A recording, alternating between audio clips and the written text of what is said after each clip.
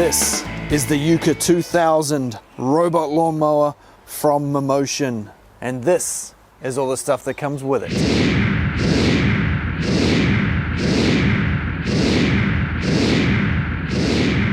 That's a lot of stuff. Let's stick it all together and see what it does.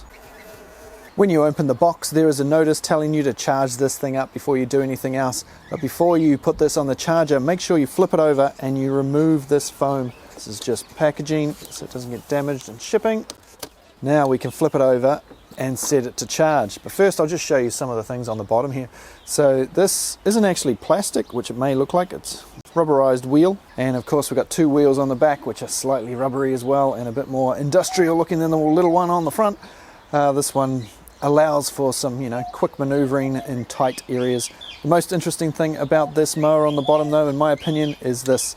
We have two rotating blade sections here. Normally, most of them, all the ones I've ever seen, only have one, and it's sort of off to the side like that. And so half the mower isn't cutting each time, whereas this is cutting a far larger area than most mowers, so you're going to get the job done a bit quicker. And maybe you might get a better cut as well.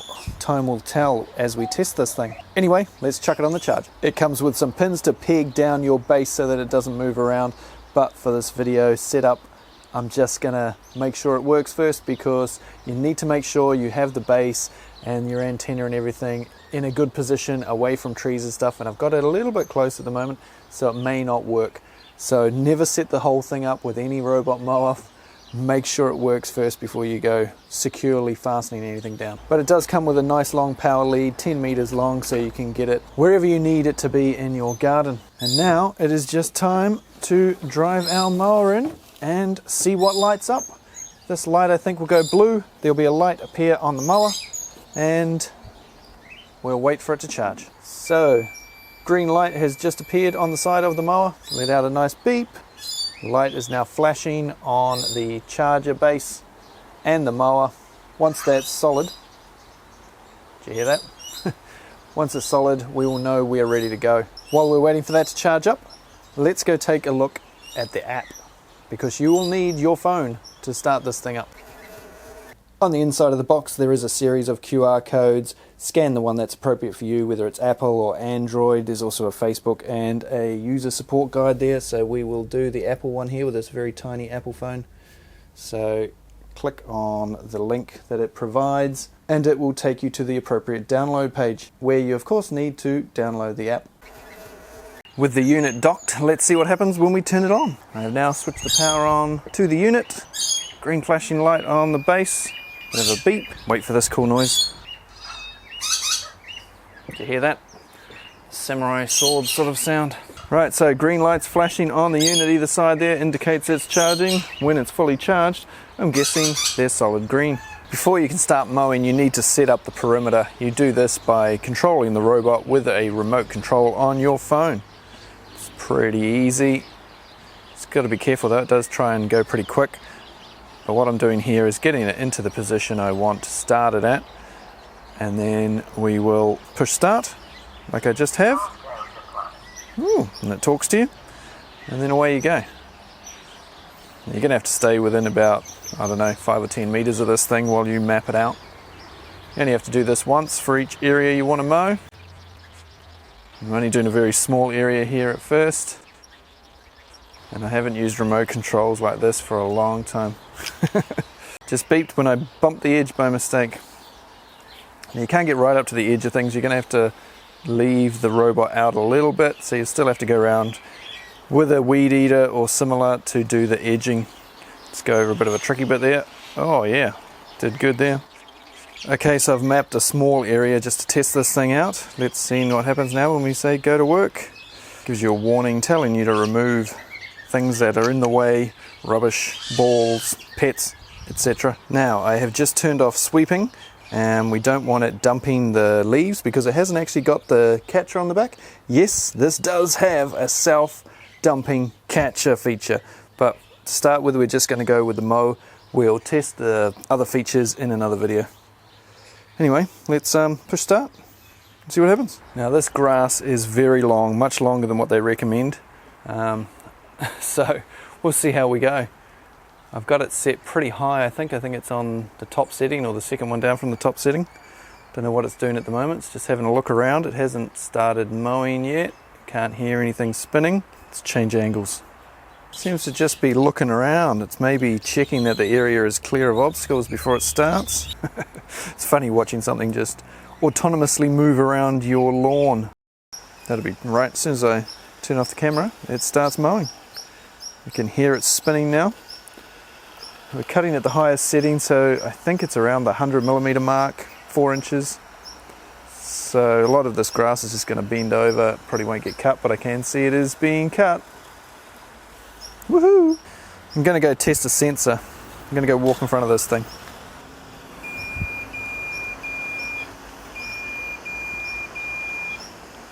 So as you saw, it stops and beeps when there is something in the way. Oh, I don't know what's in the way there. Could be that the sensor's picking up really long grass, because like I say, you're meant to get your grass a bit lower than this before you use a robot lawnmower.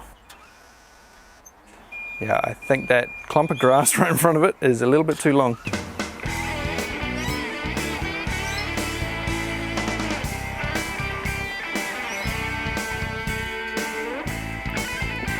Yuka suspended in air. You hear what happens when you do that? And if you do this, Yuka rollover. so you pick it up, it says suspended in air. You tilt it or flip it over, it says it's rolled over. Right, how do we start this again? Just push start. Maybe not. Let's have a look what the phone says. On the app it says task paused, so I'll just push play again. Continue from, and it gives you a couple of options. Yuka suspended in air. Oh, you got a stick jammed in the front, probably didn't help. Start recharging. It does say it's returning, which means I'm going to have to move this camera. Oh no, it was just returning to a position to start mowing by the looks. Continue working. There we go. It's off again. Start recharging. No, it's going to come back to the base. Start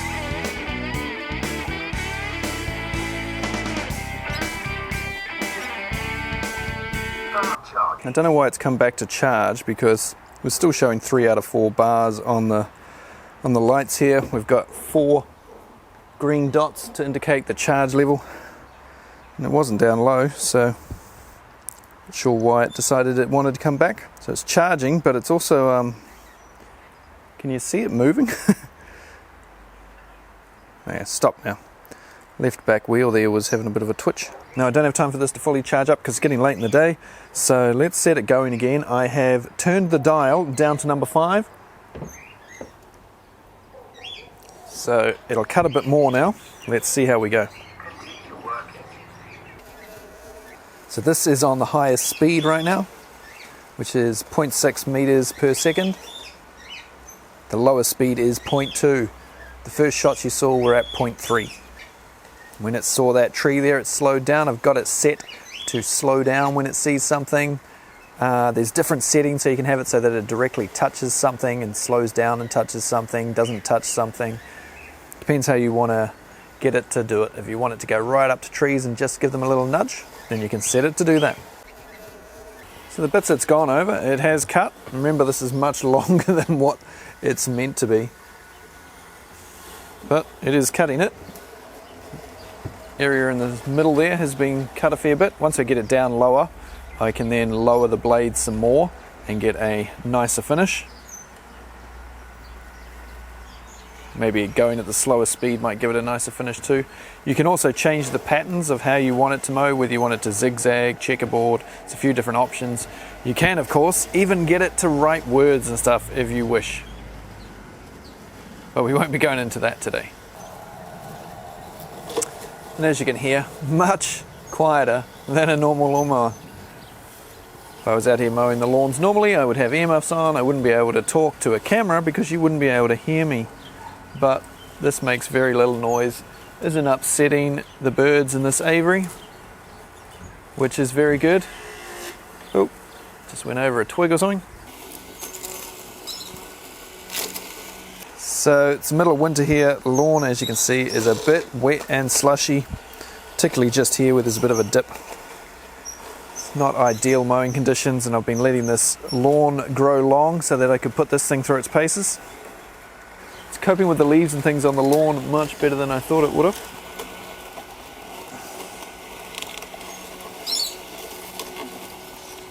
You can also set how close it gets to the perimeter. I've got it set on the lowest setting, which is 15 centimeters, 150 millimeters, or way. Yeah, you went off track there, didn't you? Freaked yourself out then, didn't you? Yeah, so as close as it's meant to get is 15 centimeters or 150 millimeters or 6 inches. Well, the lawn is definitely getting shorter. This footage is in real speed. As I stand here watching it, whee, it's off. When it's got a nice straight run, it can move pretty quick.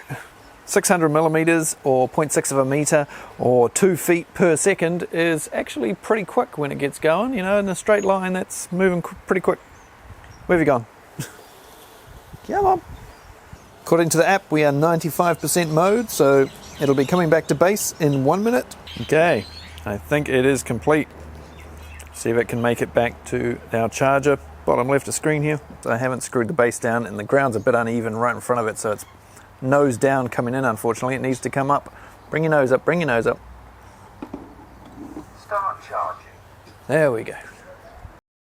Let's go and see just how well it did. Of course it can't do this bit because it's a bit of a hole there which you can't probably see on camera.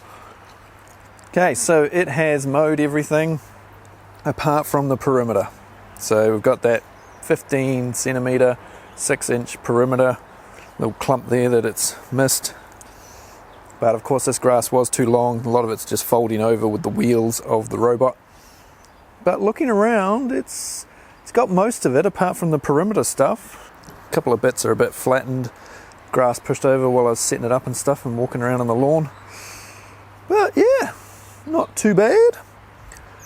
I might give it another go tomorrow. I'll just let it recover a tiny bit, let some of the grass stand back up, and I'll do it a little bit lower tomorrow. You have a nice little sleep. And if you want to run your mower for free without using power from the grid, you could always get one of these power station things like this EcoFlow one here. Plug everything into that.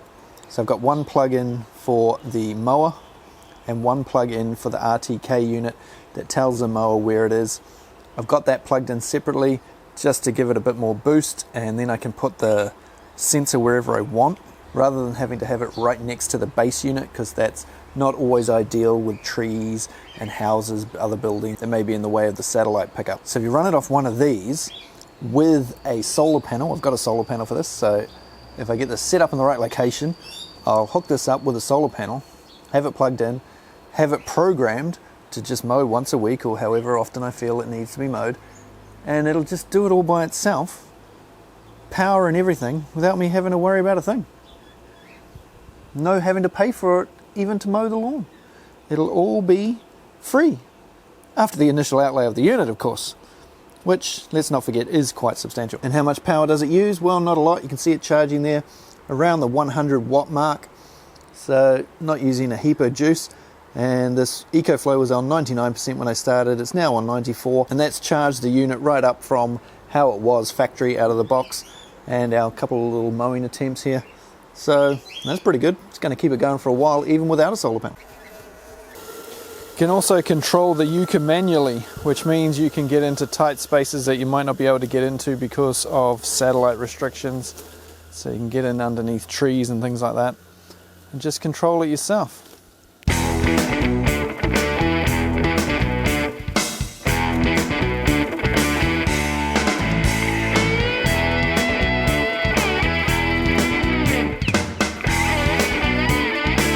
When you hit a tree like I just did then, the blades will stop because it doesn't know what it's hit, so it thinks you might have hit something human or similar. I'm cutting grass here that is much longer than what they recommend, but I like to put things through their paces, and it's doing okay for such tiny little blades. But if you were trying to mow this area with all the sensors turned on, then it might be a bit tricky because it might be picking up some of these grass leaves as actual objects.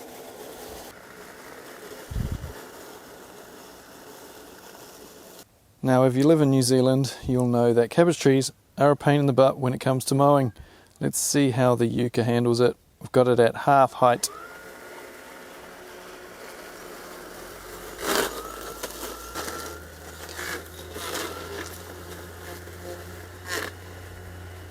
Now on the lowest setting, what will it do to these cabbage tree leaves?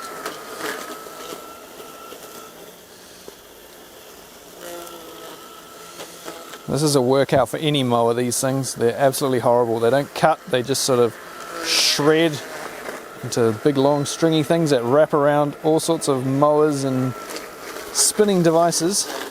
And it's handled it much better than I thought it would, although it sounds like there might be some starting to get wrapped around underneath.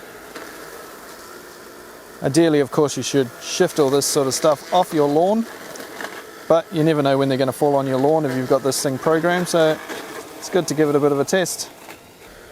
Let's now take a look and see if any of them are stuck underneath. Yuka rollover. Wow, they're not. Yuka suspended in air. That's pretty good. Happy with that. Fair bit of grass stuck under there, but no cabbage tree leaves. Happy, happy. We're now going to do a cut test.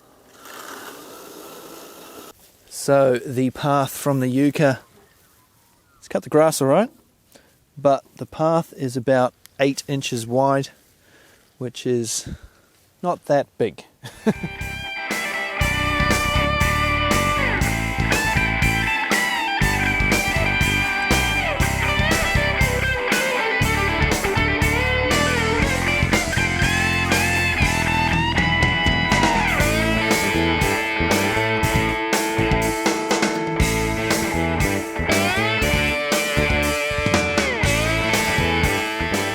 Now the Yuka has a camera on the front and a camera on the top.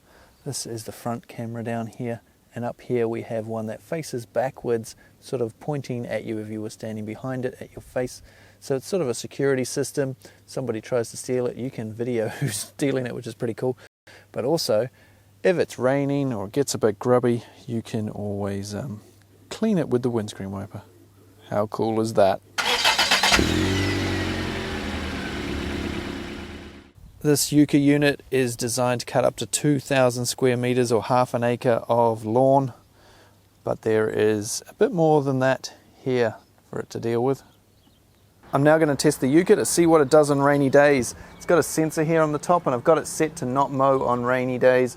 So when these sensors detect water, the Yuka should go back to base and continue charging and stop mowing until it is fine again.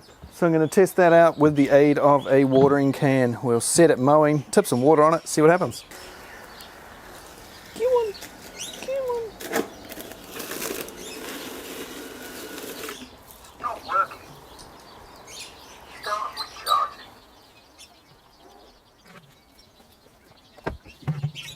So as you can see, it rained, Yuka got wet, and now Yuka is coming back to base. Yuka doesn't know where it's gone. Come on. Start charging. So that is the Yuka 2000. It's still learning. I'm still learning. There's a lot to know about these things. There's a lot of different functions and features and all that sort of stuff, and it's constantly changing. They're updating the app frequently and the firmware of the unit itself. So it's getting better and better by the day. And it's the middle of winter here, so the ground is very wet, but the quality of cut is getting there. Now that I've given it a few passes with this thing and let the grass get used to it, and I still got to come and do this edge again now though, because as you can see, it doesn't get into every little nook and cranny around the edges. You still need a weed eater or something like that to finish off around the edges. And your one may or may not come with googly eyes. My wife likes sticking googly eyes on things. So thanks for watching. That's the Yuka Robot Mower, the Yuka 2000. Hopefully I can do another update on this in the future with the catcher on the back, the self-dumping catcher. Oh, we are going to come and do this edge now, are we?